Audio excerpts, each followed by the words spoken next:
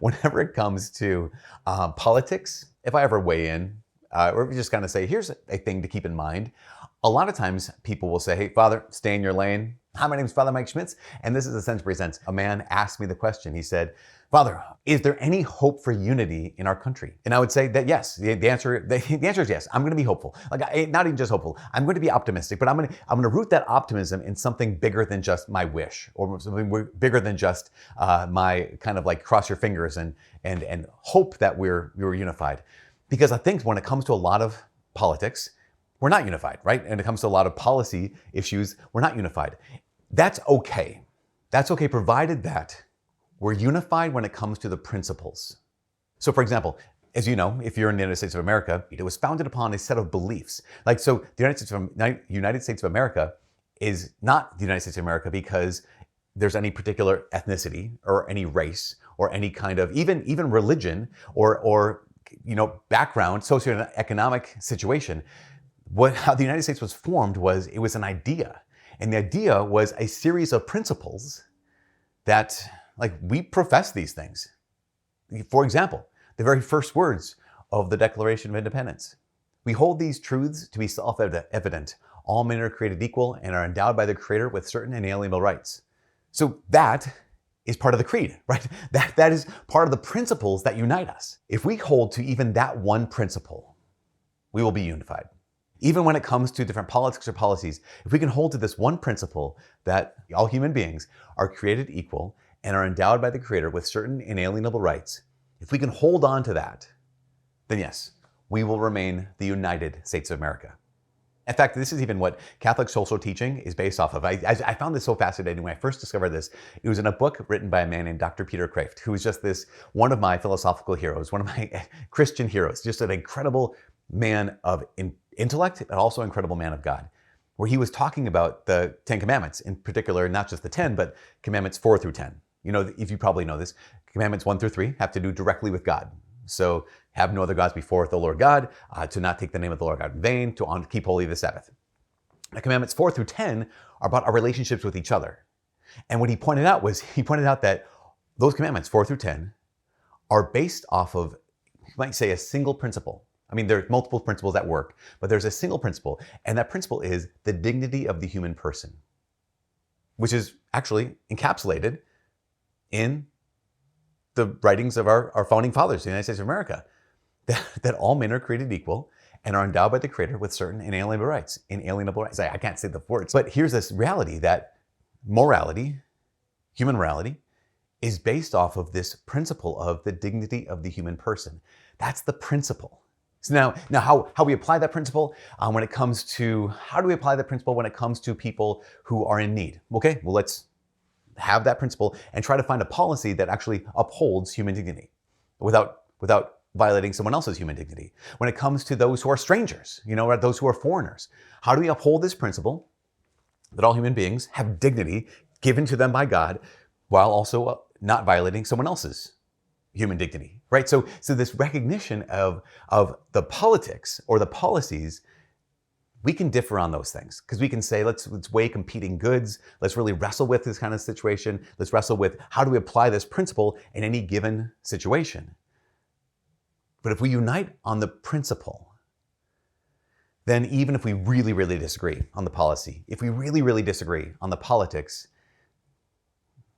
we're still one. We still have hope. Because if we can still say at the end of the day, how about this? We can still say this at the beginning, the middle, and at the end of the day, that we do actually hold these truths, that all humanity, all human beings are created equal and are endowed by the Creator with certain inalienable rights, then we can disagree, but we can still agree, right? We can disagree on the politics, we can disagree on the policies, because we're agreed about the principles.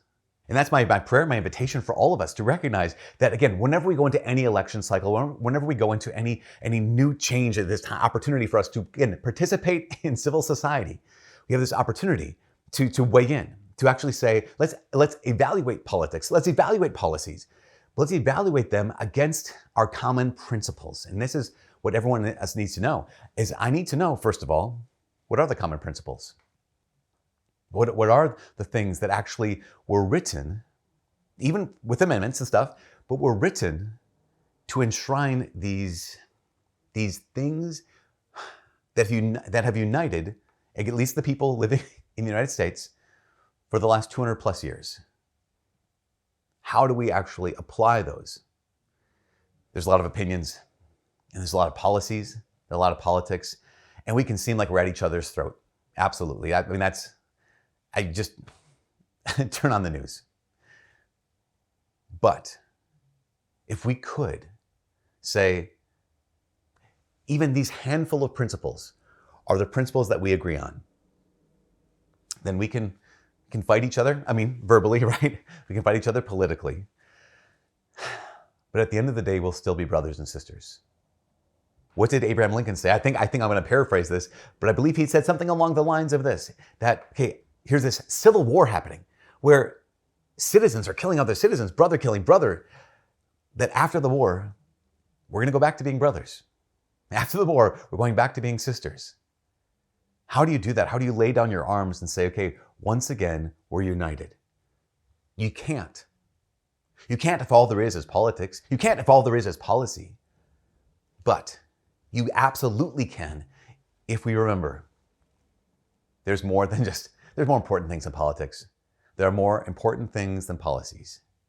There are the principles that created this nation. And the principles that created this nation, here's the thing, here's the kicker.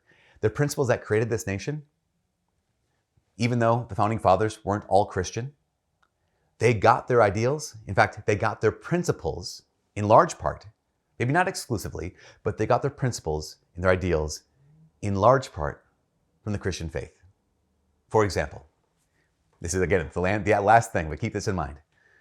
We hold these truths to be self-evident, that all men are created equal. That's not self-evident. I mean, that's the last thing that is self-evident. I mean, look around this world. There are some people, I've said this so many times, there's some people who are smarter than others. Some people who are more powerful than others, stronger than others, faster than others, nicer than others. Some people just seem to be better at being human than other people.